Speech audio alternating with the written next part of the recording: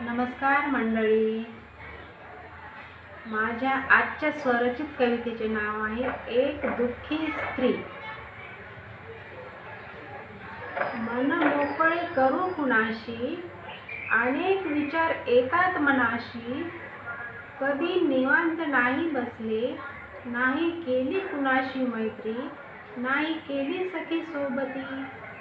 घरासाठी राबते दिवसभर, घरात करत असते काटकसर. का नसते कुणास कदर, का वाटत नाही आदर.